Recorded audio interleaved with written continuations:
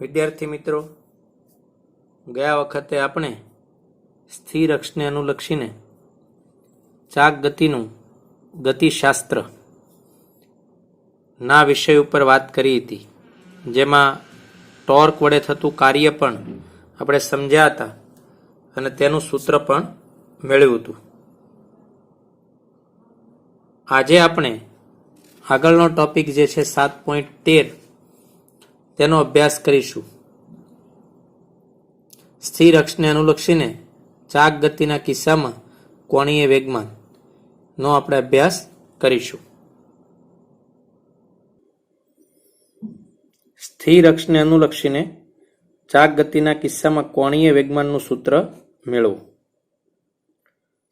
દ્રઢ વસ્તુના કોઈ પણ એક કણનું કોણીય વેગમાન ઝેડ અક્ષની દિશામાં હોય.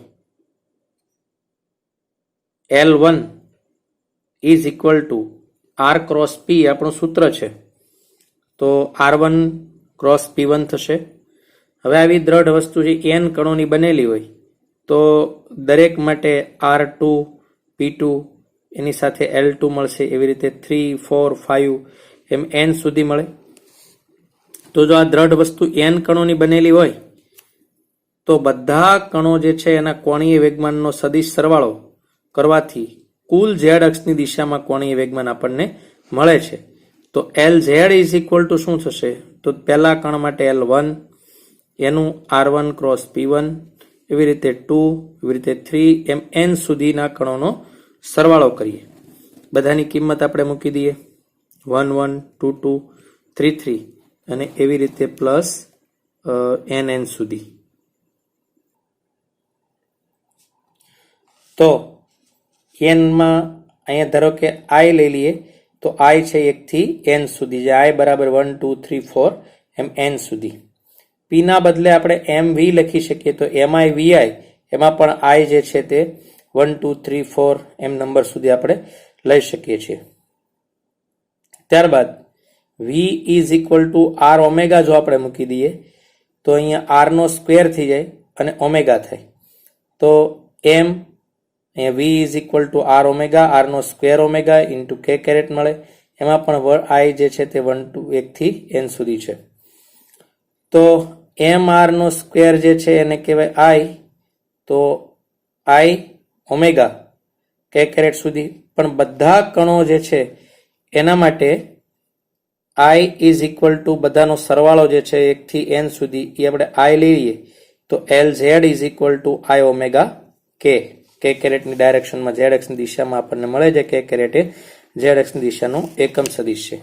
પણ દ્રઢ પદાર્થમાં અક્ષને લંબ દિશામાં કોણીય વેગમાન L1 હોય તો કુલ કોણીય વેગમાન L બરાબર Lz પ્લસ L લંબ ડાયરેક્શન. પણ L લંબ જે છે એ 0 થાય તો L is equal two Lz. જો કે એ પ્લસ તમે ન કરો તો પણ ડાયરેક્ટ એ ચાલે. તો L is equal to I omega k caret. મૂલ્ય L બરાબર I ઓમેગા આ સમીકરણને અનુરૂપ રેખીય ગતિમાં સમીકરણ તમને મળે છે P is equal two mv. તો કોણીય વેગમાન માટે આપણને મળે છે L is equal to I omega. આ છે સ્થિર અક્ષને અનુલક્ષીને ચાક ગતિ કરતા કિસ્સામાં કોણીય વેગમાનનું સૂત્ર. કોણીય વેગમાન L is equal to I omega. દ્રઢ પદાર્થ માટે કોણીય વેગમાન પરથી ટાઉ બરાબર I આલ્ફા મેળવો. જો કે વિદ્યાર્થી મિત્રો સીધું જ આમનું વિકલન આપણે કરી નાખીએ બંને બાજુ એટલે I આલ્ફા મળી જાય. જો તમે dl બાય dt એટલે ટાઉ થઈ ગયું, I એમને રહેવા દેવાનો, d omega by dt alpha થઈ ગયું, તો direct tau is equal to I alpha થઈ જાય. આ યાદ રાખવા માટેની સરળ રીત છે. હવે એ જ વાત છે જે આ સાબિત કર્યું એ જ રીતે અહીંયા વધારે સ્ટેપ થોડાક મૂક્યા છે કે દ્રઢ પદાર્થની ચાક ગતિ માટે સ્થિર ભ્રમણાક્ષની બાબતમાં કુલ કોણીય વેગમાન આટલું મળશે. બધાનું સમયની સાપેક્ષે વિકલન કર્યું છે, dl 0 થવાનું છે. તો dl z જે છે dl બાય dt એટલે ટાઉ k કેરેટ મળી જાય, એટલે dl બાય dt નું થઈ ગયું ટાઉ. હવે dl by dt is equal to tau k caret છે. પણ Lz is equal to I omega k caret આપણું સૂત્ર છે, તો આમનું વિકલન આપણે કરીશું. તો d એમાં I કોન્સ્ટન્ટ હોય તો ખાલી I ઇઝ ઇક્વલ ટુ શું થશે? D omega by DT is equal to tau તો હતું, આને કહેવાય આલ્ફા. તો આપણે જે સાબિત કરવું છે તે થઈ ગયું છે. I alpha is equal to tau માટે tau is equal to I alpha, અદિશ સ્વરૂપે tau is equal to I alpha, જે રેખીય ગતિના સમીકરણ એફ બરાબર ma જેવું થાય છે. કોણીય વેગમાનનું સંરક્ષણ. કોણીય વેગમાનના સંરક્ષણનો નિયમ લખો અને ફરતી ખુરશીમાં બેઠેલી છોકરીનું ઉદાહરણ ચર્ચો. તો સ્થિર અક્ષને અનુલક્ષીને ચાક ગતિ માટે કોણીય વેગમાન L is equal to I omega હમણાં આપણે સાબિત કર્યું છે. બંને બાજુ સમયની સાપેક્ષે વિકલન કરીશું તો શું છે? ડીએલ બાય ડીટી, અને આ એટલે D omega by DT. DL by DT is equal to શું થશે? આઈ આલ્ફા, કેમ કે omega by DT is equal to શું થઈ જાય? આલ્ફા. હવે પણ ટાઉ ઇઝ ઇક્વલ ટુ શું છે? I alpha. એટલે આપણને ખબર છે કે DL by DT is equal to શું થાય? ટાઉ. માં પણ જો બાહ્ય ટોર્ક શૂન્ય હોય, જો બાહ્ય ટોર્ક શૂન્ય હોય એટલે શું થાય? ડીએલ બાય ડીટી 0 થઈ જાય. તો ડીએલ બાય ડીટી જો 0 હોય તો એલ કેવો થઈ જાય? અચળ થઈ જાય. કેમ કે DL by DT is equal to 0, તો એલ હંમેશા અચળ થાય. આ વાત મેં અગાઉના વિડીયોમાં અને લાઈવ લેક્ચરમાં પણ તમને શીખવાડી હતી. તેથી L is equal to I omega પરથી ઓમેગા અચળ, કારણ આઈ જે છે તે અચળ રહે. તો વેગમાનના સંરક્ષણનો નિયમ શું છે કે જો દ્રઢ પદાર્થ પર લાગતું પરિણામી ટોર્ક શૂન્ય હોય તો પદાર્થનું કુલ કોણીય વેગમાન જે છે તે અચળ રહે છે. જેમ પહેલામાં બાહ્ય બળ અચળ હોય, રેખીય વેગમાનના સંરક્ષણનો નિયમ છે, તો તંત્રનું રેખીય વેગમાન અચળ રહે છે. મૂળ મુદ્દો એ છે રેખીય ગતિના જે સમીકરણો, જે સિદ્ધાંતો છે, જે સંરક્ષણના નિયમો છે તે બધા જ કોણીય ગતિમાં છે, ચાક ગતિમાં છે. ફક્ત રેખીયના બદલે કોણીય જે છે એટલું છે. એક જો સારી રીતે તમને આવડે તો બીજું ઓટોમેટિકલી સારી રીતે તમને આવડે. કેમ કે હમણાં આપણે એફ બરાબર એમ એ જોયું તો આપણને ખબર છે tau is equal to I alpha થાય. એ જ રીતે P is equal to MV હોય તો L is equal to I omega થાય. આ બાબતો આપણે વારંવાર અભ્યાસથી આવડે છે.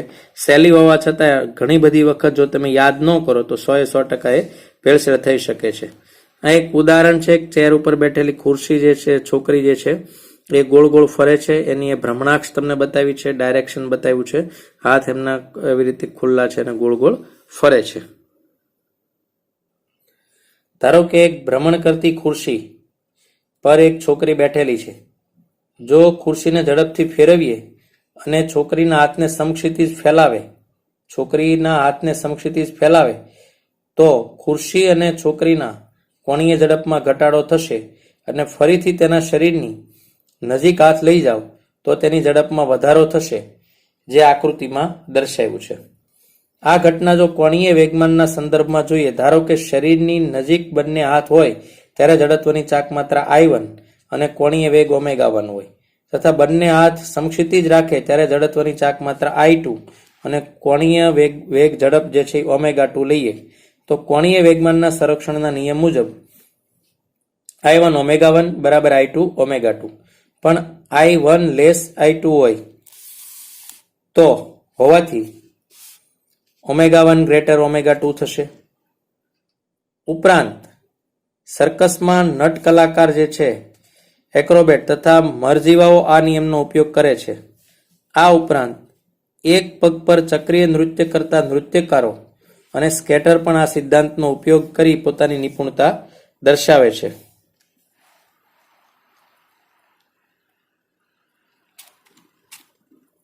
એક નટ કલાકાર તેના કાર્યમાં કોણીય વેગમાનના સંરક્ષણના સિદ્ધાંતને આવી રીતે કામે લગાડે છે. નવો ટોપિક છે ગબડતી ગતિ, રોલિંગ મોશન. રોજિંદા જીવનમાં જોવા મળતી બહુ સામાન્ય ગતિઓમાં એક ગબડતા પદાર્થની ગતિ છે. પરિવહનમાં વપરાતા પૈડાની ગતિ એ ગબડતા પદાર્થની ગતિ છે. આપણે જાણીએ છીએ કે ગબડવાની ગતિ એ ચાક ગતિ અને સ્થાનાંતરણ ગતિનું સંયોજન છે. ધારો કે લસરપટ્ટી જે છે પાર્કમાં રહેલી હોય એના ઉપર બાળક જે લસરી નીચે આવે છે એ ઘસડાઈને નીચે જે છે તે આવે છે, લસરીને નીચે આવે છે, ત્યારે તે ચાક ગતિ કરતો નથી. પરંતુ એકાદું વ્હીલ જો આપણે તે લસરપટ્ટી પર મૂકી દઈએ તો વ્હીલ નીચે તો આવે છે પણ ગોળ ગોળ ફરતું ફરતું ફરતું ફરતું નીચે આવે છે, તો તે ગબડતા પદાર્થની ગતિ છે. તો પદાર્થ ગતિ ગબડતો હોય ત્યારે ચાક ગતિ પણ કરતો હોય અને સ્થાનાંતરણ એટલે રેખીય ગતિ પણ કરતો હોય, બંનેનું સંયોજન છે. શુદ્ધ સ્થાનાંતરણ ગતિ છે એ રેખીય ગતિ છે અને શુદ્ધ ચાક ગતિ છે એ ફક્ત ગોળ ફરવું છે. પરંતુ ગબડતી ગતિ જે છે, રોલિંગ મોશન જે છે, તે આ બંનેનું સંયોજન છે. કણોના તંત્રની સ્થાનાંતરણ ગતિ તે તેના દ્રવ્યમાન કેન્દ્રની ગતિ છે.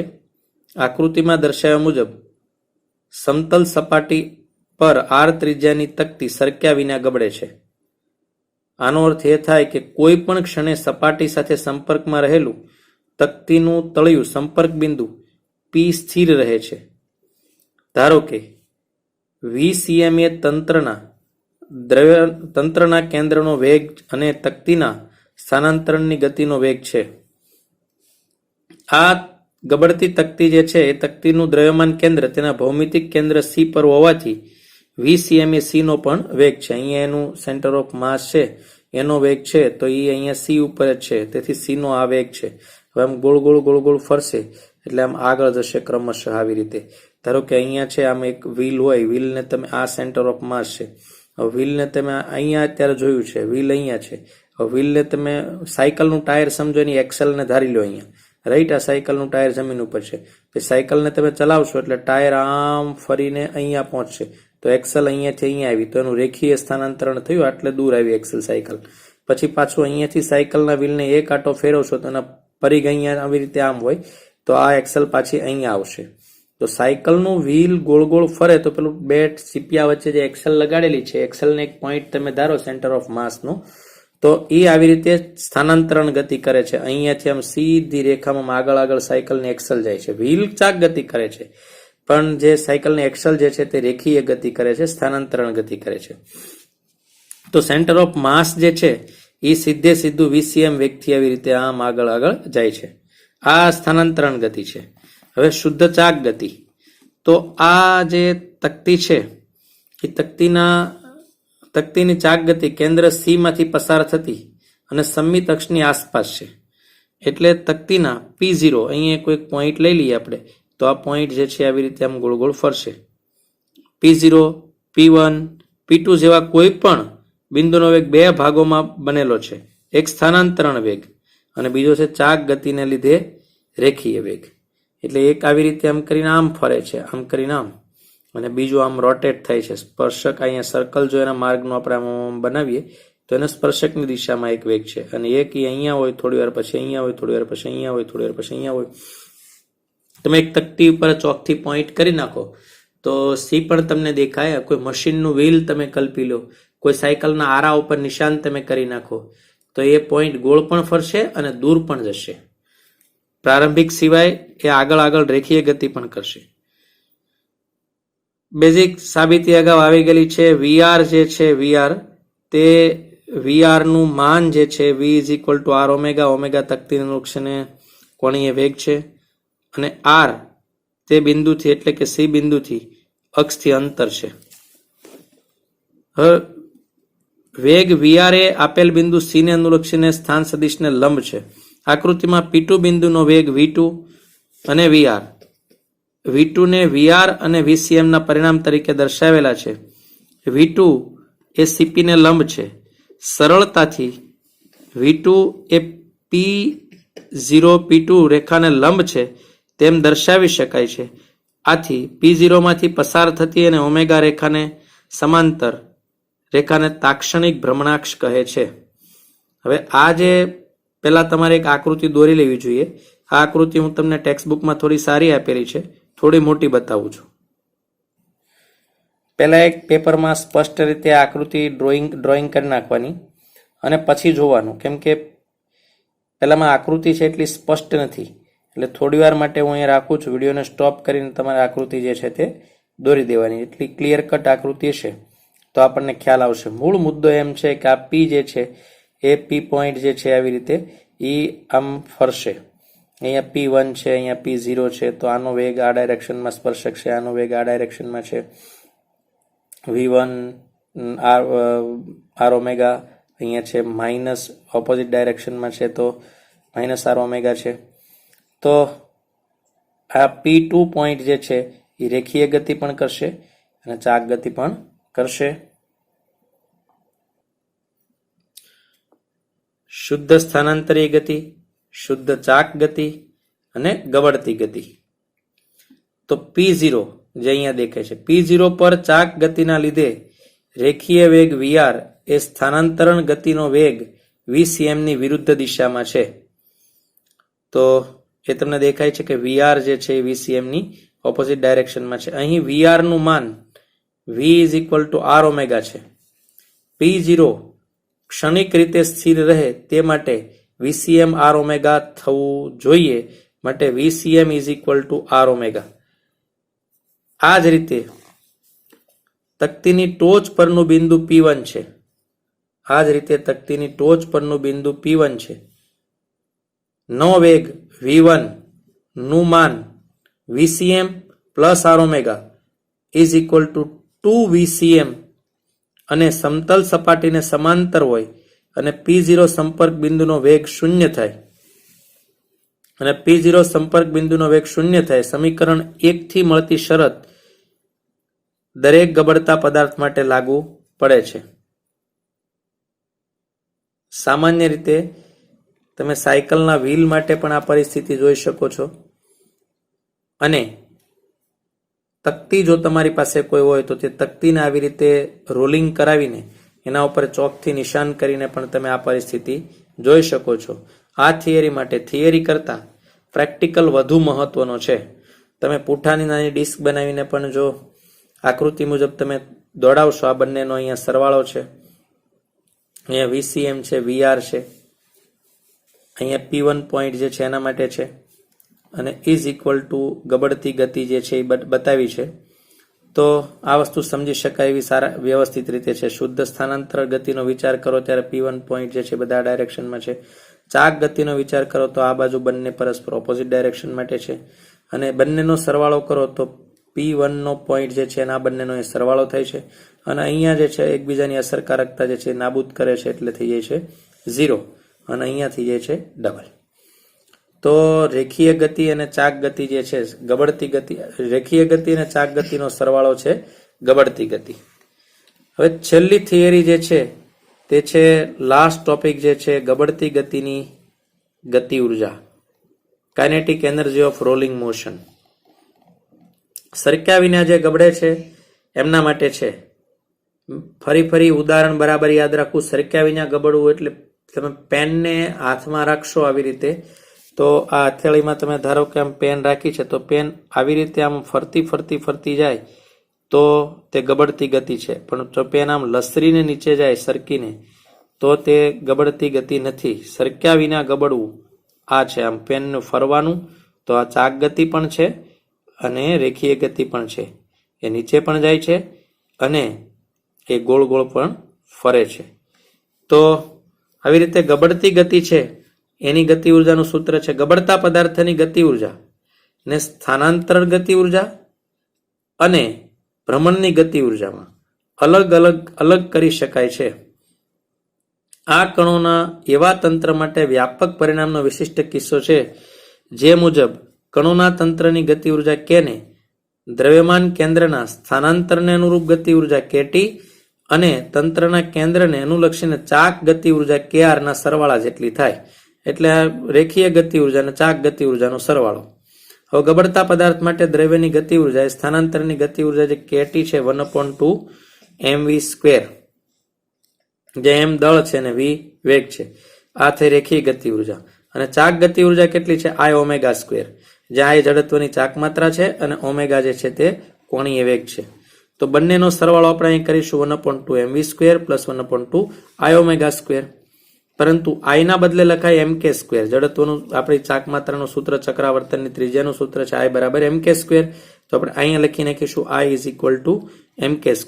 તો શું આવશે? 1/2 mv² પ્લસ 1/2 I ના બદલે mk² અને ઓમેગાના બદલે v is equal to r omega છે તો v/r અને એમનો સ્ક્વેર છે તો હોલ સ્ક્વેર. તો 1/2 mv² કોમન લેવાય તો આપણે લઈ શકીએ છીએ.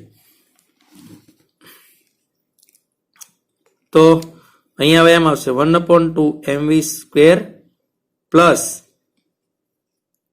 આ કોમન લીધા છે આપણે, તો અહીંયા 1 આના બદલે 1/2 કોમન ગયા, m કોમન ગયો, v સ્ક્વેર કોમન ગયો, તો અહીંયા શું થયું k square upon r square. સમીકરણ 3 કોઈ પણ ગબડતા પદાર્થ માટે લાગુ પાડી શકાય છે, જેમ કે તકતી હોય, નળાકાર હોય અથવા ગોળો હોય. તો આ સૂત્ર જે છે એ આપણી થિયરીમાં છે અને તે IMP છે. ગબડતા પદાર્થ માટે ગબડતા ગતિ જે છે એની ગતિ ઉર્જાનું સૂત્ર મેળવો. પરંતુ વિદ્યાર્થી મિત્રો, JEE નીટ જેવી પરીક્ષા માટે ગબડતા પદાર્થના કેટલાક સૂત્રો જે છે તે અતિ મહત્વના છે. થિયરી હું બતાવું છું, ભલે તમે થિયરી પાકી ન કરો, પરંતુ તે સૂત્રો યાદ રાખવા ખૂબ જરૂરી છે. તેથી આપણે વિશેષ જે આપણા કોર્સમાં નથી છતાં પણ અગત્યની છે, તો તેવી થિયરીઓ ગબડતા પદાર્થ માટેની આપણે જોઈએ. હમણાં આપણે ગતિ ઉર્જાનું સૂત્ર જે સાબિત કર્યું, k = 1/2 mv square 1 + k square upon r square. યાદ રાખો, જે k જે છે અહીંયા જડત્વની ચક્રાવર્તનની ત્રિજ્યા છે. હવે એને કેપિટલ k જે છે એ ગતિ ઉર્જા છે. હવે કેપિટલ k ને સ્થિતિ ઉર્જા mgh સાથે સરખાવતા, કેમ કે ગતિ ઉર્જા જેટલી છે, તો અહીંયા આકૃતિ તમે જોશો તો તમને ખ્યાલ આવશે કે ભાઈ અહીંયાથી કોઈ પદાર્થ ગબડે છે તો આ હાઈટ છે એની આટલી, અને એ પદાર્થ આવી રીતે આમ ગોળ ગોળ ગોળ ગોળ ફરતો ફરતો નીચે તરફ આવે છે. હવે તમે ગતિના નિયમો ચેપ્ટર કદાચ સમજાશો તો તમને ખ્યાલ આવશે કે ભાઈ લંબ બળ કહેવાય, નોર્મલ કહેવાય, અને અહીંયા mg છે, આ mg cos ઘટક કહેવાય, અહીંયા mg sin ઘટક કહેવાય, હંમેશા નીચે તરફ લાવે એ mg sin થીટા છે, વગેરે બાબતો જે છે તે તમે શીખ્યા છો અથવા શીખશો. તો આટલી અહીંયાથી ગબડતો પદાર્થ અહીંયા આવે તો આટલી સ્થિતિ ઉર્જા એને ગુમાવી કહેવાય, અહીંયાથી અહીંયા સુધી. તો mgh ની સાથે જો સરખાવી આપણે, તો mgh = 1/2 mv square 1 + k square r square. તો તમે રફ પેજમાં સાદું રૂપ આપી v સ્ક્વેર ને કરતા બનાવશો તો 2gh upon 1 + k square upon r square. મેં તમને એટલા માટે ચક્રાવર્તનની ત્રિજ્યા મોઢે કરવાની કીધી હતી, જો તે અહીંયા આવડતી હોય તો તે તમારું કામ જે છે તે થાય. ગબડીને ઢાળના તળિયે આવતા પદાર્થના વેગ છે એનું સૂત્ર છે. હવે વેગનો v રાખી દો તો આનું વર્ગમૂળ જે છે તે રાખી શકાય, પણ મોટા ભાગે v સ્ક્વેર વાળું સૂત્ર જે છે તે વધારે અમલમાં છે. હવે આનો પ્રવેગ પણ તમે શોધી શકો છો. ગબડતા પદાર્થ માટે પ્રવેગ તમે લઈ શકો છો. આનું ઢાળની ટોચ પરથી સરક્યા વિના ગબડીને તળિયે પહોંચતી કોઈ પણ દ્રઢ વસ્તુનો રેખીય વેગ, હમણાં આપણે સૂત્ર છે તે સ્વીકારી અને આ પરથી વસ્તુનો રેખીય પ્રવેગ અને તેના પર લાગતા ઘર્ષણ બળનું સૂત્ર તારવું. આકૃતિ જે છે એ અગાઉ આપણે બતાવી છે, તે ફરીથી એકવાર બતાવી દઉં છું. આ આકૃતિ તમે રાખો રેફરન્સ તરીકે, તો થિયરીમાં જે સમીકરણો જે છે એનું અનુસંધાન જે છે તે છે. તો તમે બ્લેન્ક પેપરમાં દોરી અને આ વિડીયોને જોશો. હવે v = √2gh upon 1 + k square r square આપેલું છે. અહીંયા v એ ઢાળના તળિયે દ્રઢ વસ્તુનો રેખીય વેગ છે. હવે v સ્ક્વેર કરી દો એટલે બંને બાજુ વર્ગ જે થઈ જશે, r ને લસા લઈ લીધો એટલે r અહીંયા ગુણાઈ જશે અને r પાછો ઉપર જતો રહેશે. તો આપણને 2gh r square upon r square plus k square મળે. જો ઢાળની લંબાઈ d અને આ વસ્તુ ધારો કે a જેટલા રેખીય પ્રવેગ સાથે સ્થિર સ્થિતિમાંથી ગતિ શરૂ કરી d અંતર કાપીને ઢાળના તળિયે પહોંચે, તો આપણું ત્રીજું સમીકરણ છે 2ad = v square minus v0 square. જો પ્રારંભિક વેગ 0 હતો તેથી v સ્ક્વેર = 2ad, પરંતુ ઢાળનો થીટા કોણ હોય તો સામેની બાજુ શું આવશે h અને કર્ણ શું આવશે d. તો સામેની બાજુ છેદમાં કર્ણ એ sin થીટાનું સૂત્ર છે, તો d = h/sin થીટા મળશે. હવે આ કિંમત જે છે સમીકરણ 63 જે અને આ 64 જે છે એમાં મૂકતા v સ્ક્વેર બરાબર શું આવશે તો 2a h/sin સાઇન થીટા. તો વી સ્ક્વેર આગળ આપણે સમીકરણ મેળવ્યું છે તે એના બંને સમીકરણ આપણે સરખાવીએ તો આવી રીતે બંને કિંમતો બંને બાજુ જે છે મૂકી દઈશું. સરખા સરખા પદો જે છે ઉડી જશે. 2 2 બંને બાજુ કેન્સલ થશે. h બંને બાજુથી કેન્સલ થઈ જશે અને એ વધશે તો એનું સૂત્ર આપણને મળશે a બરાબર g sine theta r square upon r square plus K square. એના બીજા સ્વરૂપો મેળવવા હોય આપણે તો અંશ અને જમણી બાજુના અંશ અને છેદને r સ્ક્વેર વડે ભાગતા તો આપણને મળશે કે a સ્ક્વેર. હવે અંશને r સ્ક્વેર વડે ભાગી દે એટલે r સ્ક્વેર કેન્સલ થઈ જાય. અહીંયા r સ્ક્વેર, અહીંયા r સ્ક્વેર, તો અહીંયા 1 થશે તો કે સ્ક્વેર અપોન r સ્ક્વેર. આ સૂત્ર વિદ્યાર્થી મિત્રો મુખ્ય છે. ઘણી બધી દાખલાઓમાં કોમ્પિટિટિવ એક્ઝામમાં પૂછાય છે. 12થમાં પણ કેટલીક વખત આનો રેફરન્સ જે છે તે લેવો પડતો હોય છે. માટે આપણે આ વિડીયોને થોડું મહત્વ આપશું. અહીં દ્રઢ વસ્તુનો રેખીય પ્રવેગ ઢાળની સપાટીને સમાંતર હોવાથી તેમનું મૂલ્ય જીના ઢાળના સમાંતર ઘટક જી સાઇન થીટાને મળવું જોઈએ. કારણ કે આ પ્રવેગ એ પૂરું પાડનાર બળ mg નો ઢાળને સમાંતર ઘટક mg સાઇન થીટા છે.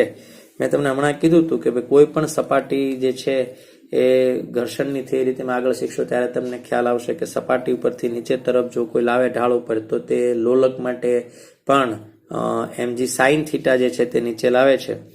એ ઘર્ષણની થિયરીમાં તમે શીખશો અથવા શીખ્યા હશો. તો પરંતુ સમીકરણ 2.66 ને અનુસાર એ આવી રીતે આપણે સૂત્ર જે મેળવ્યું છે પ્રવેગનું એ મળે છે.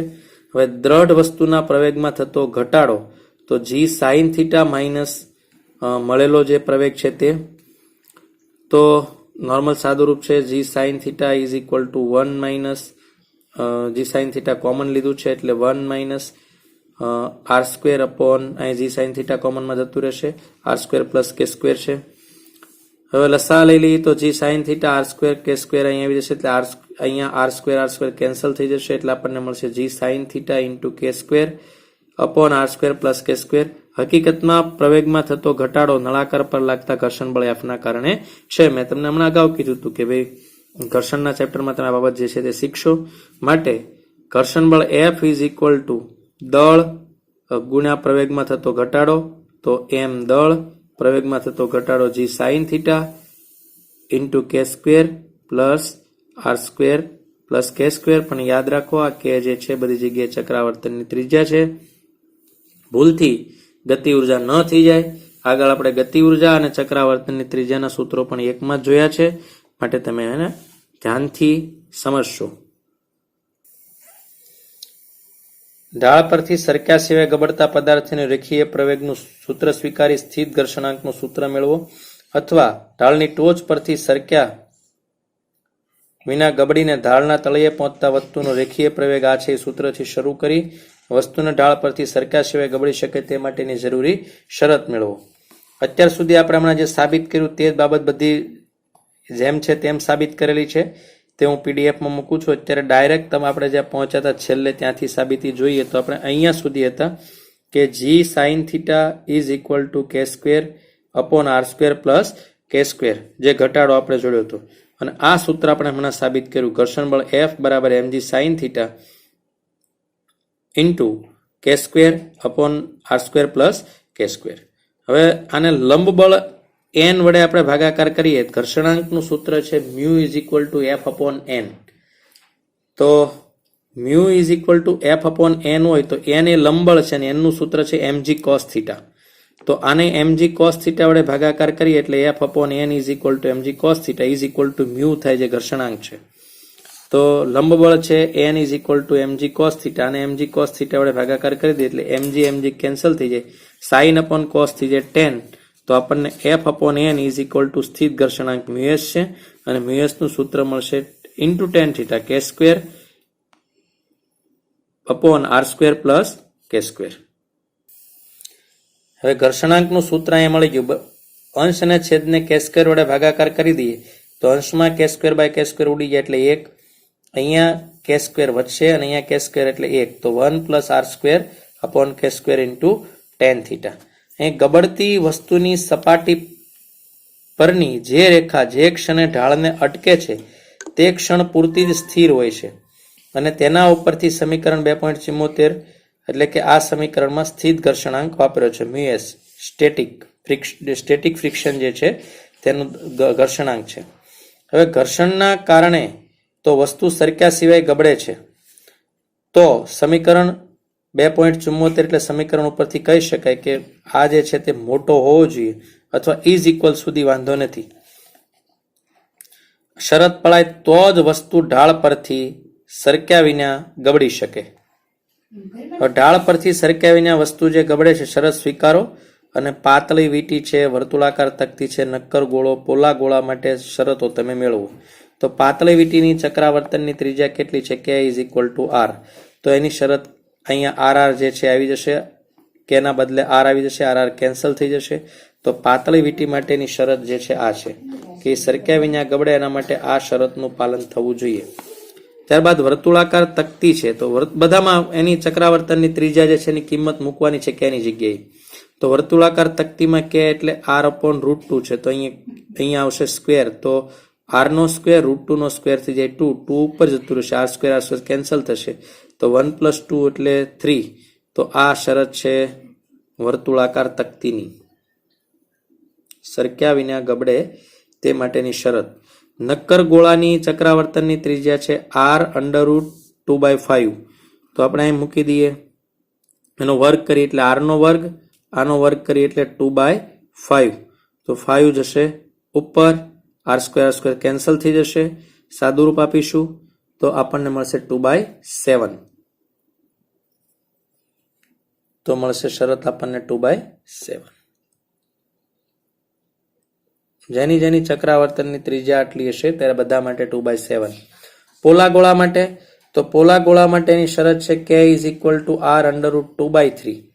તો અહીં આપણે મૂકી દઈશું વર્ગ કરીને, તો r² છે, 2/3 એમ જ છે, તો r કેન્સલ થઈ જશે, 3 ઉપર જતા રહેશે, પછી 2 લસા આવશે, તો તમને મળશે mu s is equal two 2/5 tan θ. તો એમની શરત છે.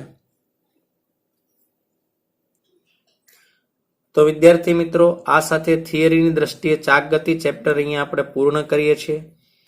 ભાગ 1 નું અંતિમ છે. હવે સ્વાધ્યાયના દાખલા અને ઉદાહરણનો અભ્યાસ આપણે કરીશું. વધારાની અતિરિક્ત થિયરીઓ જે છે JEE નીટ માટે છે, કેટલીક MCQની PDF મૂકીશ ત્યારે તમને સૂત્ર કામમાં આવશે. ઘણી બધી વખત એમ લાગે અમુક દાખલા પૂછાયેલા આપણે જ્યારે પરીક્ષામાં પૂછીએ ત્યારે ખ્યાલ આવે કે આવું સૂત્ર આપણા સિલેબસમાં હતું નહીં, પરંતુ જે જરૂરી છે તે મહત્વનું ફટાફટ આપણે ટાઈમ બગાડ્યા વગર આપણે એકદમ જોઈ લીધી હોય તો તેનું સૂત્ર જ મહત્વનું છે, તે થિયરી પરીક્ષામાં પૂછાવાની નથી એમ સમજવું. જો મહત્વની હશે તો એના ઉપર પૂરેપૂરો ટાઈમ દઈને સૂત્ર વારંવાર રિપીટ કરીને શીખવવામાં આવ્યું હશે. તો આજના વિડીયોમાં અમુક એક થિયરીઓ જે છે એ બેઝિક છે, એમાં જે તમારે આ પૂરેપૂરી તૈયાર કરવાની જરૂર નથી. જેમ કે ગબડતી ગતિ જે છે એની ગતિ ઉર્જાની થિયરી મોઢે કરવાની છે, પરંતુ સરક્યા વિના ગબડતી ગતિ જે છે, અશુદ્ધ ચાક ગતિ અને શુદ્ધ સ્થાનાંતરણ ગતિનું મિશ્રણ છે, એ કઈ એટલી તૈયાર કરવા માટેની જરૂરી આવશ્યક નથી. જ્યારે સરક્યા વિના ગબડતા પદાર્થ માટે વેગનું સૂત્ર, પ્રવેગનું સૂત્ર, ઘર્ષણાંકનું સૂત્ર આપણે જે મેળવ્યું અને એની શરતો મેળવી, તો તે મહત્વની છે. તો તે કોર્સમાં નથી, તે છતાં પણ તે મહત્વની છે. તમારે એને અલગ નોટમાં સૂત્ર તરીકે તો રાખવાની છે અને સૂત્રની નોટમાં એની નોટિસ કરવાની છે, જે તમને JEE નીટ જેવી કોમ્પિટિટિવ એક્ઝામમાં સપોર્ટ કરશે. તો જે ખાલી ફક્ત થિયરીઓ છે એમાં એટલો ટાઈમ નહીં જોતા, જે સૂત્રોની થિયરીઓ જે છે તેમાં વધુ સમય આપીને તે ટોપિકને વધુ સમજવાની કોશિશ કરશો તે અપેક્ષિત છે. હવે પછીની થિયરીમાં આપણે દાખલાઓ જોઈશું. ત્યાં સુધીમાં તમે બધા સૂત્રોની સરસ આખા ચાક ગતિની નોટ બનાવી રાખો તે અપેક્ષિત છે. ધન્યવાદ.